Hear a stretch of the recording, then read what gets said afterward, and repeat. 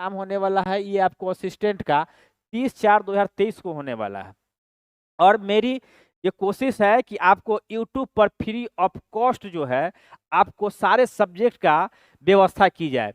और मेरी टीम जो है ना, आपको हर सब्जेक्ट को, जो मैंने आपको सब्जेक्ट बताया है, उस सब्जेक्ट के सारे सब्जेक्ट के टीचर जो है फ्री ऑफ कॉस्ट जो है मेरे चैनल पे आपको वीडियो मिलेंगे। तो आप अगर सिलेबस के अकॉर्डिंग तैयारी करना चाहते हैं तो दोस्तों मेरे चैनल को सब्सक्राइब कर लीजिए, और आप सारे सिलेबस को बिल्कुल सिलेबस अकॉर्डिंग आपको पढ़ाई की जाएगी इस पर। तो शुरुआत करते हैं दोस्तों। सबसे पहले हम क्या काम करेंगे, कुछ प्रीवियस ईयर का क्वेश्चन लेते हैं जो आपको पिछले एग्जाम में पूछा गया है, और जो एग्जाम में पूछा गया है उसी एग्जाम को देखेंगे कि किस प्रकार से क्वेश्चन पूछा गया है। तो सबसे पहले मेरा कोशिश यह है कि आप जो पिछले एग्जाम लिया गया है उस एग्जाम में किस तरह का क्वेश्चन पूछा गया है, अगर आप प्रीवियस ईयर के क्वेश्चन को आप देख लेंगे तो उससे आपको पता चल जाएगा कि पैटर्न किस प्रकार का है। अगर पैटर्न आपको पता चल जाएगा तो आपको तैयारी करने में मदद मिलेगा। यदि आप मैथ बनाना जानते हैं, आप सॉल्व करना जानते हैं, तो इसमें कोई प्रॉब्लम नहीं है, आप वीडियो छोड़कर जा भी सकते हैं, ठीक है। लेकिन जो ऐसे लोग जो बिल्कुल सीखना चाहते हैं, वो जानना चाहते हैं कि अकॉर्डिंग टू सिलेबस के अनुसार किस प्रकार का मैथ पूछा जाता है, तो आप वीडियो पर बने रहे और अंत तक देखें। और इसमें जो है आपको सबसे पहले ये जो क्वेश्चन है आपको देखने के बाद पता चल जाएगा कि आप कैसे ऑब्जेक्टिव क्वेश्चन, कितना हल्का हल्का क्वेश्चन पूछता है। इसमें कोई भी टफ क्वेश्चन नहीं पूछता है, न कोई ट्रिक बेसिस क्वेश्चन पूछा जाता है, बिल्कुल आसान क्वेश्चन पूछा जाता है जो कि बिल्कुल कॉन्सेप्ट पर आधारित क्वेश्चन होता है। नॉर्मल यदि आप मैथ जानते होंगे तो आप बना लेंगे। तो इसी प्रकार से मैं आपको प्रत्येक वीडियो में आपको क्वांटिटी एप्टीट्यूड का यानी मैथ और कुछ क्वेश्चन रीजनिंग के भी रहेंगे वो आपको करा दूंगा। इसके बाद मेरा टीम जो है बारी बारी से हिंदी, इंग्लिश, कंप्यूटर सारे सब्जेक्ट को आपको वीडियो अवेलेबल होगा और मेरे चैनल से आप देख सकते हैं, और मैं खुद आपको मैथ पढ़ाऊंगा। तो देखिए यहाँ पर सबसे पहला क्वेश्चन से मैं शुरू करता हूँ। देखिए देखिए कितना आसान क्वेश्चन पूछा है। ये देखिए 3/4 और 5/6 यानी 7/10 और 1664, यानी ये कितना सॉल्व करना है। देखिए कितना इजी क्वेश्चन है ये। तो देखिए या आपको क्या करिएगा, 3/4 लिखिएगा, ऑफ का मतलब मल्टीपल होता है, ठीक है। और ये 5/6 देखिए आसान क्वेश्चन है, आसान देख के मत समझिए, उनसे पूछिए जिनको मैथ नहीं आता है, ठीक है। और ये 5/6 हो गया। अब फिर ये ऑफ है तो यहाँ ऑफ के जो बदले होता है ना मल्टीपल दे देंगे। इसके बाद हम क्या लिखेंगे, इसको 7/10 लिखेंगे। इसके बाद लिखेंगे 1664, ठीक है। अब इसको बिल्कुल काट देना, जैसे हम लोग भिन्न के जो है मल्टीपल सीखे थे बच्चा में, उसी प्रकार से इस क्वेश्चन को सॉल्व करना है। देखिए जब काटिएगा तो क्या होगा, 3 दूना 6 कर दीजिएगा, क्लियर है। अब यहाँ देखिए 5 दूना 10 कर दीजिएगा। अब 2 से काटिएगा यहाँ तो ये आपको हो जाएगा 8 दूना 16 और 32 दूना 64 हो जाएगा, ठीक है साथियों, ये आप समझ पा रहे होंगे। अब हम नेक्स्ट आपको लेते हैं, ब्लैक में कलर ले लेते हैं। अब देखिए 2 से जब इसको काटिएगा तो यह आपको हो जाएगा कितना, 4 हो जाएगा, यानी 416, 416 हो गया। फिर इसके बाद इससे काटिए तो आपको कितना हो जाएगा, 104 सवा कट जाएगा, ठीक है। अब 104 से आप जब इसको मल्टीपल कीजिएगा तो ये आपको 728 आ जाएगा, यानी 728 आंसर हो जाएगा। देखिए कितना आसान क्वेश्चन यानी पूछता है, यानी कि ऑप्शन नंबर डी जो है आपको बिल्कुल सही हो जाएगा, ठीक है। चलिए अब हम लोग नेक्स्ट क्वेश्चन की तरफ बढ़ते हैं। तो नेक्स्ट क्वेश्चन की तरफ बढ़ेंगे तो देखिएगा यहाँ देखिए क्वेश्चन नंबर 2 जो है किस प्रकार से पूछा है। तो क्वेश्चन नंबर 2 जो है क्या कहता है कि 12 कैबिनेट, ठीक है, और 16 ड्रेसर का लागत जो है 18,936 रुपया है, ठीक है। और तब पूछ रहा है कि 9 कैबिनेट और 12 ड्रेसर की कीमत क्या होगी। 12 कैबिनेट और 16 ड्रेसर की कीमत क्या होगी। तो यदि मान लेते हैं कि कैबिनेट का x है तो यहाँ पर क्या हो जाएगा साथियों कि 12x और इसके बाद 16y हो जाएगा, और बराबर कितना हो जाएगा 18,936, ठीक है, 18,936। अब यहाँ से आप क्या कीजिएगा कि 4 कॉमन कर लीजिए, और जो कॉमन कीजिएगा ना उसमें डिवाइड कर दीजिए, ठीक है। तो यदि हम 4 से कॉमन करें या 4 से हम डिवाइड करेंगे तो देखिए इस तरफ हम 4 से डिवाइड करते हैं, इस तरफ 4 से डिवाइड कर देते हैं। यहाँ देखिए इस तरफ 4 से डिवाइड करेंगे और इस तरफ 4 से डिवाइड करेंगे, ठीक है। तो ये 4 से जब डिवाइड करेंगे तो ये आप कर जाएगा 47 34 बार में, ठीक है, 47 34 बार में। अब क्या करेंगे, 4 से इधर डिवाइड करेंगे तो 3x हो जाएगा और 4 चौका 16y, यानी कि 4y बराबर कितना हो गया 47 34। ठीक है, यदि हम लोग अगर x को कैबिनेट और 12 y इस ड्रेसर को यदि हम y माने हुए हैं तो क्या करेंगे, हमको पूछ रहा है 9 कैबिनेट और 12 ड्रेसर का, तो हम 3 से मल्टीपल करा देंगे। ठीक है, जब 3 से मल्टीपल करेंगे तो 3 तिहाई इधर भी मल्टीपल करेंगे उधर भी मल्टीपल करेंगे तो ये हो जाएगा 9x और 4 तिहाई 12y। तो इसका मतलब है कि ये 9 कैबिनेट और 12 ड्रेसर की कीमत पूछ रहा है। ठीक है, बहुत टेक्निकल क्वेश्चन है। तो आप यहाँ 47 में 47 34 में यदि आप 3 से मल्टीपल कीजिएगा तो देखिए कितना जाएगा, 4 तिहाई 12 के 2 हो जाएगा और यानी कि 14,000। देखिए ऑप्शन नंबर आपको आ जाएगा 14,202 आ जाएगा। ठीक है, 14,202 आ गया। तो ऑप्शन देखिए कितना जाएगा, ऑप्शन नंबर सी। देखिए कितना आसान क्वेश्चन, आपको लग रहा है कि ज्यादा कैलकुलेशन में, कैलकुलेशन नहीं, अगर आपको बनाने आएगा तो इसको सॉल्व कर सकते हैं फास्टली। देखिए अब हम लोग सेकेंड क्वेश्चन यानी क्वेश्चन नंबर 3 की तरफ बढ़ते हैं। तो देखिए एक कैंटीन को 7 दिन के लिए 84 किलो गेहूं की आवश्यकता होती है। तो मई, देखिए मई और जून, ठीक है, मई और जून महीने के लिए कितने किलो गेहूं की आवश्यकता होगी। देखिए कितना आसान क्वेश्चन पूछे हुए हैं, आप सोच भी नहीं सकते हैं। अगर थोड़ा सा अगर कॉन्सेप्ट पता हो, थोड़ा सा लॉजिकल चीज पता हो तो आप इसको सॉल्व कर सकते हैं। देखिए तो 7 दिन के लिए 84 किलो है गेहूं, तो 7 से अगर भाग कर दिएगा तो 12 सत्ते 84, यानी कि एक दिन का आपको कितना निकल जाएगा, 12 केजी की आवश्यकता हो जाएगी। अब देखिएगा कि मई जो होता है 30 दिन का होता है और जून जो होता है आपको 31 दिन का होता है। ठीक है, कितना दिन का होता है, 31 दिन का। तो दोनों का जब ऐड कर दीजिएगा तो टोटल आपको 61 दिन आता है। ठीक है, और जब 61 दिन आता है तो 61 में आपको जब गुना कर दीजिएगा 12 से तो कितना हो जाएगा, जो 2 6 दूना 12। ठीक है, यानी कि 61 आ जाएगा आपको यहाँ, तो 2 2 1 3 6 1 7, यानी कि 732 केजी की आवश्यकता हो जाएगी। देखिए कितना आसान क्वेश्चन है। की तरफ बढ़ते हैं तो क्वेश्चन नंबर 4 देखते हैं कि क्या कहता है। कि देखिए सुरेश जो है ना रोजाना 450 ml दूध पीता है। तो 450 ml रोजाना दूध पीता है, तो 450 ml दूध रोजाना पीता है, तब 2 सप्ताह में कितने लीटर दूध की खपत होगी। रोजाना का मतलब हो गया कि पर डे, यानी कि एक दिन में जो है ये आपको 450 ml पी जाता है दूध। ठीक है, ml। ठीक है, जब 450 ml पीता है तो आपको 2 सप्ताह की बात कर रहा है, तो 2 सप्ताह में कुल कितना दिन हो जाएंगे, तो 14 दिन हो जाएंगे। तो 14 दिन में कितना ml पी जाएगा दूध, तो यानी कि 450 गुने 14 करेंगे। ठीक है, तो अब 450 में कितना हो जाएगा, ये हो जाएगा आपको 6,363। ठीक है, अब क्या करेंगे, पूछ रहा है लीटर में। तो जब लीटर में पूछ रहा है साथियों, आपको ये थोड़ा सा गड़बड़ी लग सकता है कि ये बाई में तो नहीं है, लेकिन इसको हटा दीजिए हम लोग। अब देखिए इतना ml आ गया। अब हमको जो ऑप्शन जो पूछ रहा है ये लीटर में पूछ रहा है, तो क्या करेंगे हम लोग 1000 से आपको डिवाइड कर देंगे। 1000 से क्या करेंगे साथियों, डिवाइड कर देंगे। तो 2 शून्य से 2 शून्य खा जाइए, अब भाग कीजिएगा तो 6.3 लीटर्स आ जाएगा। ठीक है, तो ये आप 6.3 यानी कि ऑप्शन नंबर डी आंसर हो जाएगा। चलिए साथियों, तो अब हम लोग बढ़ते हैं क्वेश्चन नंबर 5 की तरफ। ठीक है, जल्दी जल्दी क्वेश्चन कराना है आपको। देखिए देखिए यहाँ पर इस क्वेश्चन में कुछ आपको टेक्निकल टीम द्वारा जो है ना आपको मिस्टेक है, तो हम लोग बढ़ते हैं सेकेंड क्वेश्चन की तरफ। देखिए अब क्वेश्चन नंबर 6 देखिए, यानी 6 लड़के एक काम को 42 घंटे में पूरा कर सकते हैं, तो उसी काम को 14 लड़के कितने घंटों में पूरा करेंगे। देखिए तो यहाँ पर एक मैं आपको फार्मूला बता रहा हूँ। देखिए एमडीएच आप देखिएगा फार्मूला। तो यहाँ पर आपको M1 D1 H1 बराबर होता है वर्क 1 अब बटा बाई में जो है M2 D2 करेंगे आपको। देखिए यहाँ D2 और H2 एक ये फार्मूला होता है आपको, और वर्क 2 इसी फार्मूला पर हम बनाएंगे। तो देखिए 6 लड़के एक काम को 42 दिन में करते हैं, तो क्या करेंगे 6 लड़के गुने 42 कर देंगे।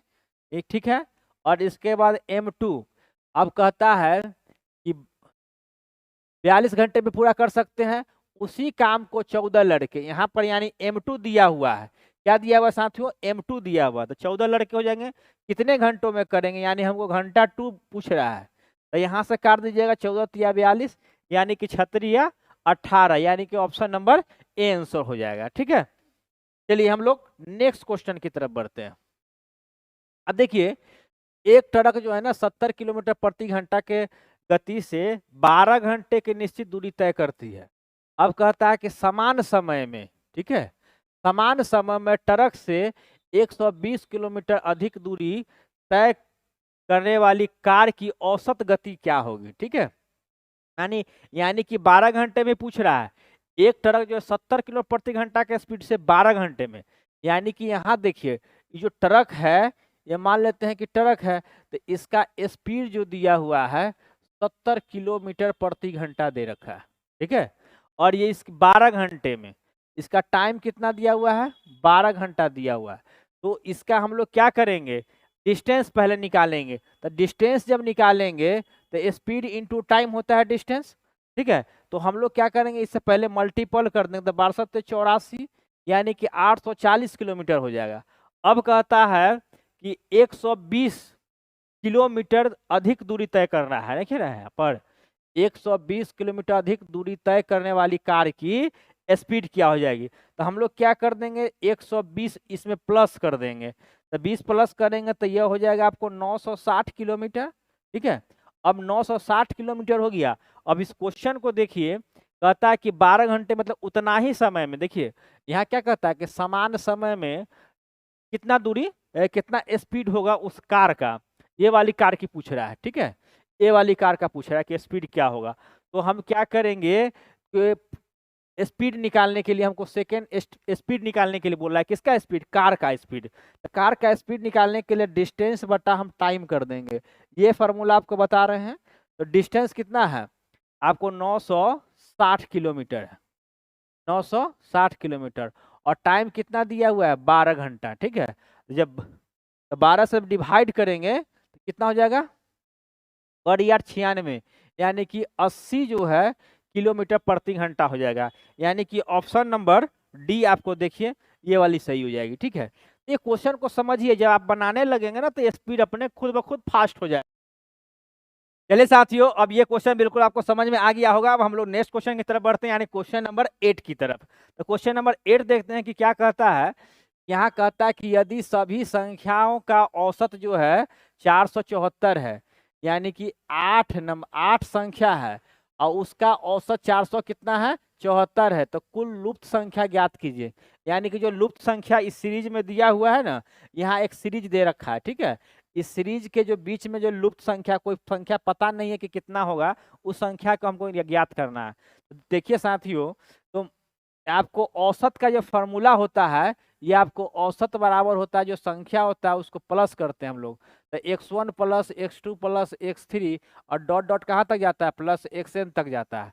और बाई में जो इतनी जो संख्या रहती है उसको हम लोग क्या करते हैं, ये संख्या लिखते हैं। ठीक है, ये जो सारे संख्या का जो योगफल होता है यह आपको इससे मल्टीपल हो जाता है।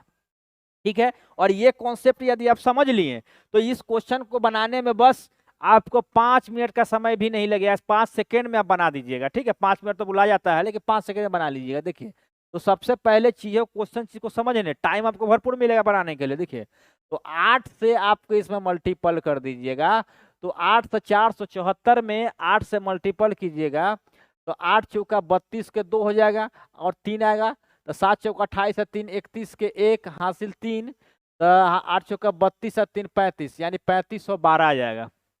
ठीक है, यह आपको आएगा 8 इंटू 474 में। ठीक है, एक बार आप चेक कर लेंगे, 8 चौका 32 के 2 हासिल 3,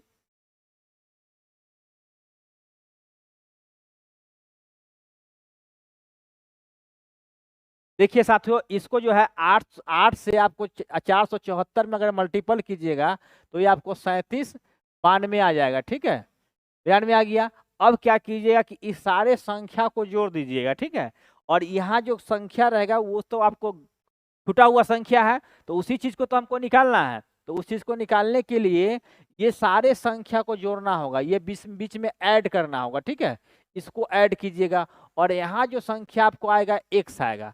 जैसे x1, ये आपको x1 का वैल्यू हो गया, ये आपको x2 का हो गया और ये आपको x3 का हो गया। अब देखिए यहाँ पर ये मान के चलिए कि x1 है, ये x2 है, ये आपको x3 है और ये आपको x4 है और यहाँ जो है ना आपको x5 है, ठीक है, और यहाँ आपको x6 है, x7 है और x8 है।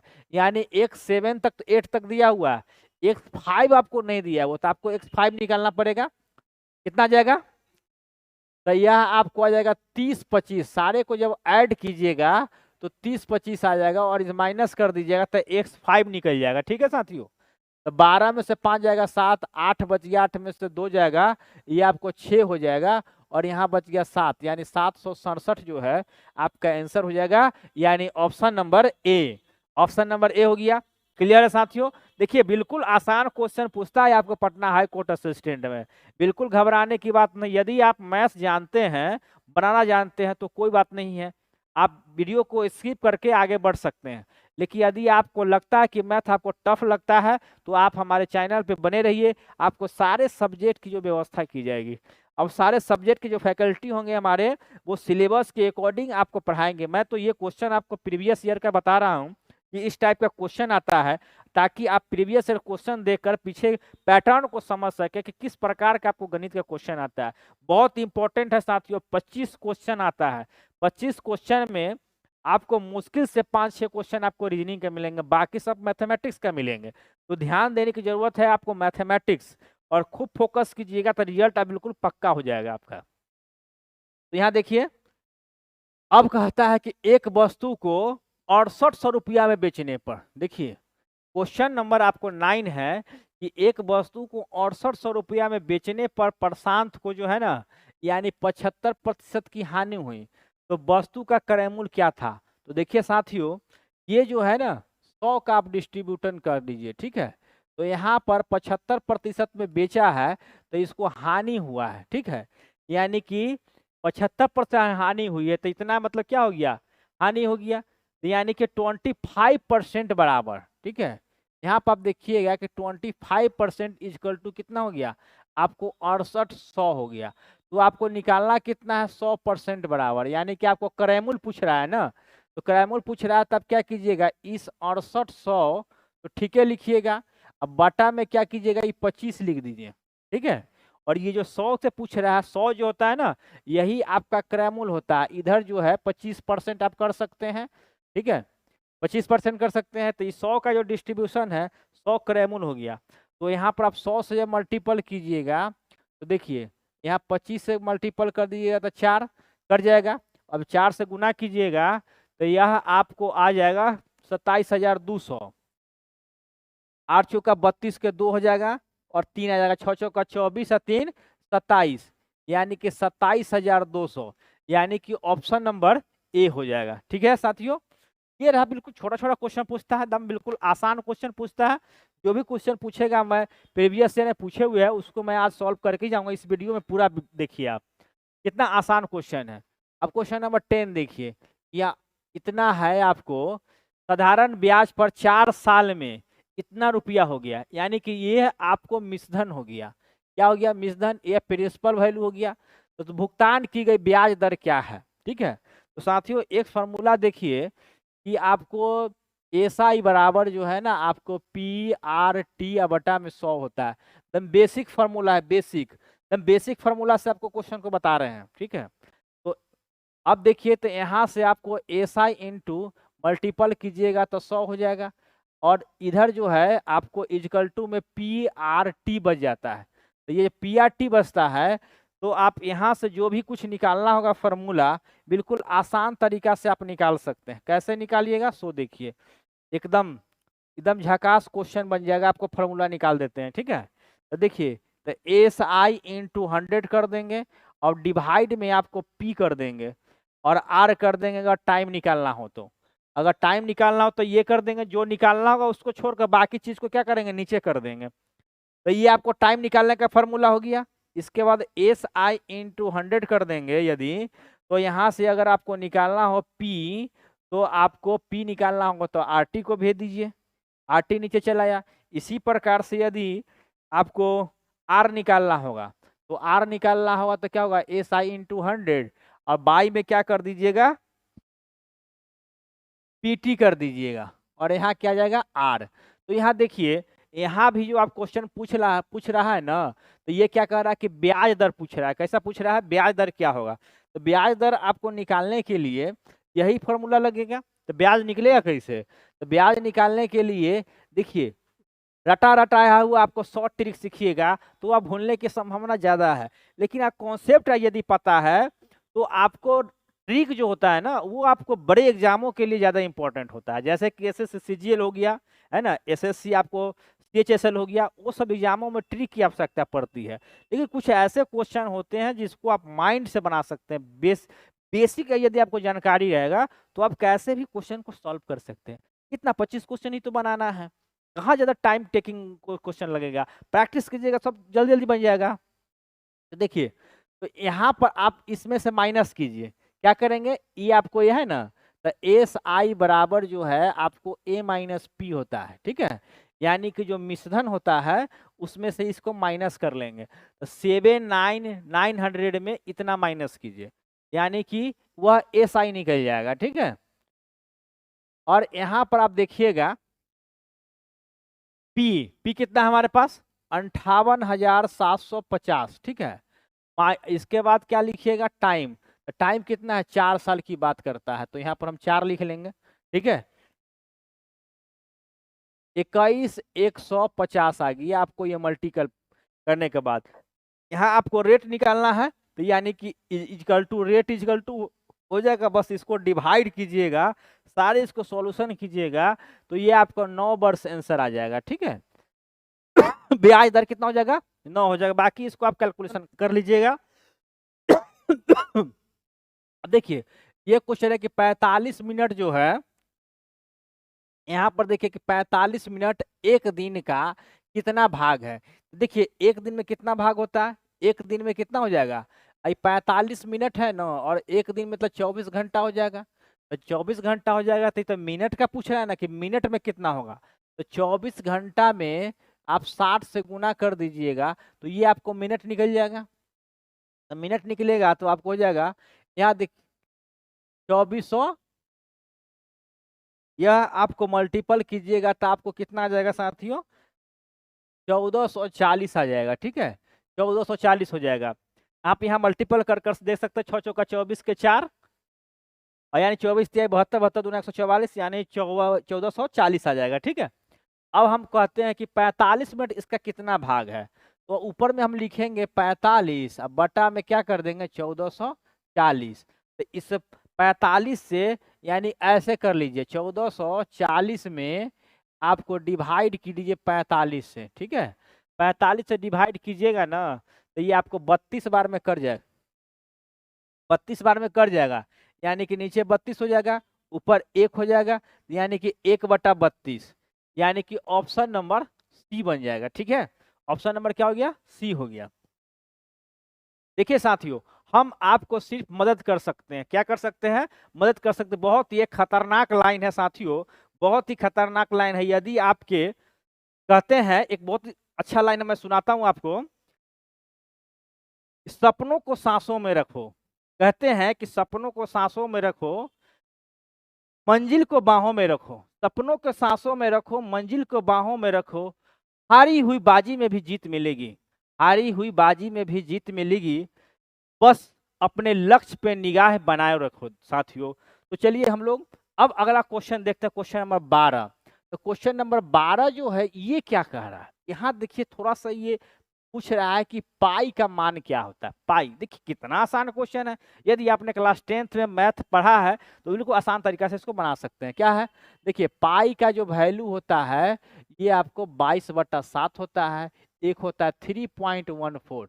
ये आप देखिए ऑप्शन नंबर बी, क्लियर बन गया। अब हम लोग बढ़ते हैं क्वेश्चन नंबर नेक्स्ट। यहाँ देखिए, मीता की आय सीता की आय से 25% अधिक है, तो सीता की आय मीता की आय से कितने प्रतिशत कम है। देखिए दोस्तों, बहुत आसान क्वेश्चन है। ये जो 25% अधिक है ना, तो ये 25 के ऊपर लिखिए, 100 में जो है ना 25 जोड़ दीजिएगा, तो कितना हो जाएगा 125। इधर प्रतिशत में चेंज करने के लिए 100 लिख दीजिए, ठीक है। तो 25 25 100 हो जाएगा और 20 25 100 यानी कि 20% आंसर हो जाएगा। तो ऑप्शन नंबर आपको डी। देखिए कितना आसान क्वेश्चन है। यदि आप अधिक है, अगर कम कहता ना तो उसमें से माइनस कर देते हैं हम, यानी कि 75 लिख देते हैं, ठीक है। चलिए नेक्स्ट क्वेश्चन की तरफ बढ़ते हैं।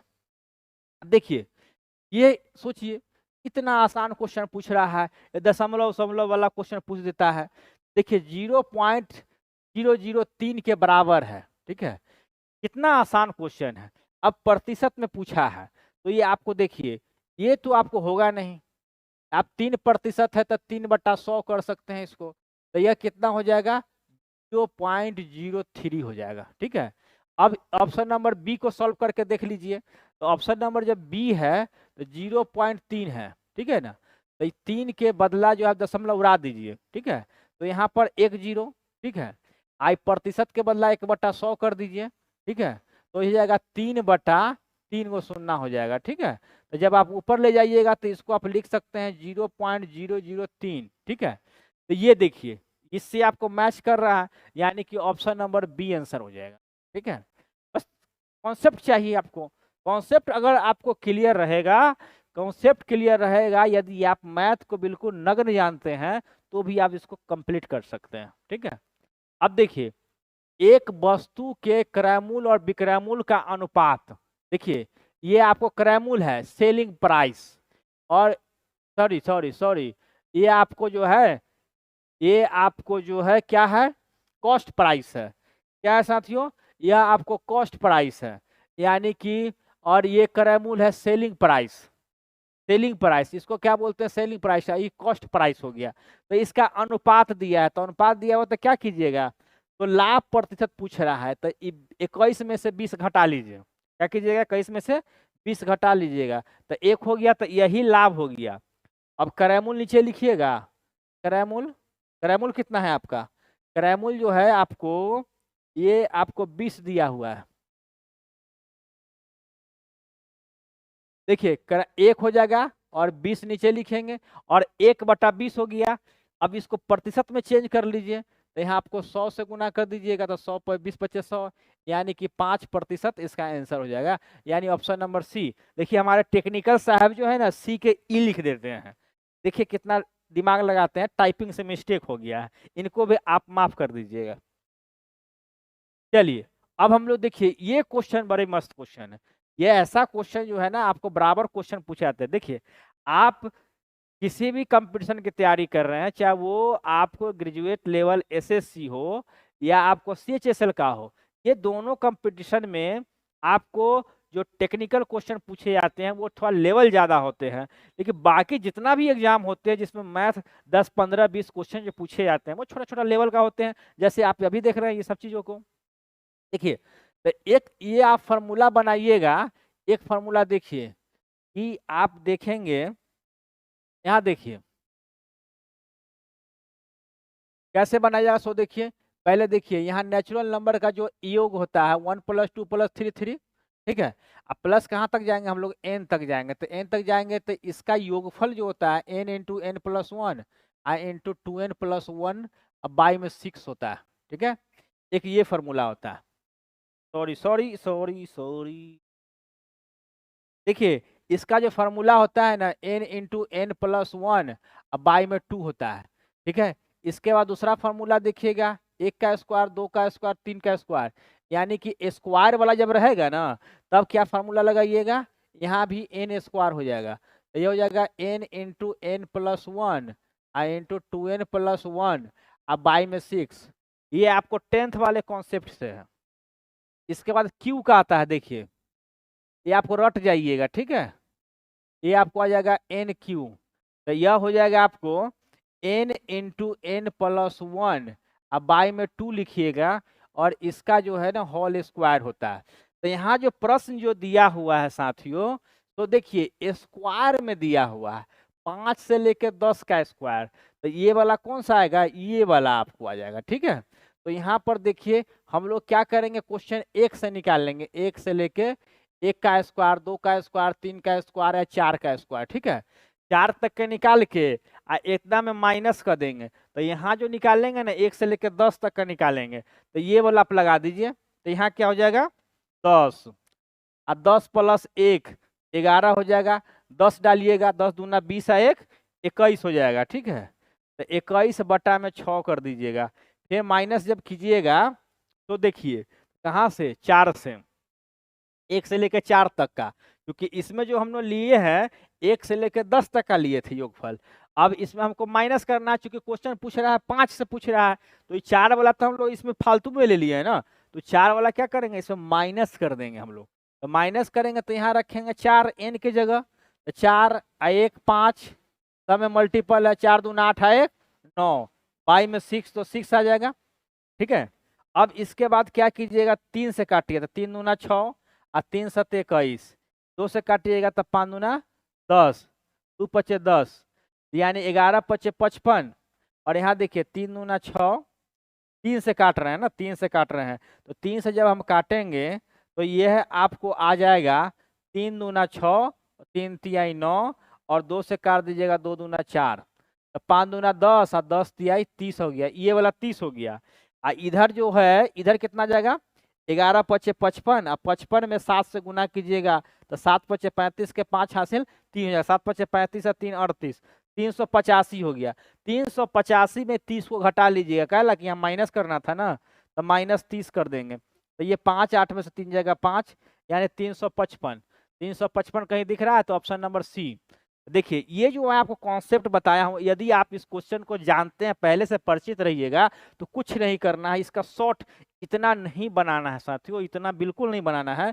आप क्या काम कीजिएगा, ठीक और ठीक इसको याद जब रखिएगा, तो आप इतना जो प्रोसेस है यहाँ कीजिएगा, 10 11 10 दूना 20 और 1 21, अब बाई में 6 कर दीजिएगा, और इतना करके निकाल दीजिएगा, फिर माइनस कर दीजिएगा उधर 4 वाला, तो यानी 4 1 5 और 4 दूना 8 1 9 बटा 6 कर दीजिएगा।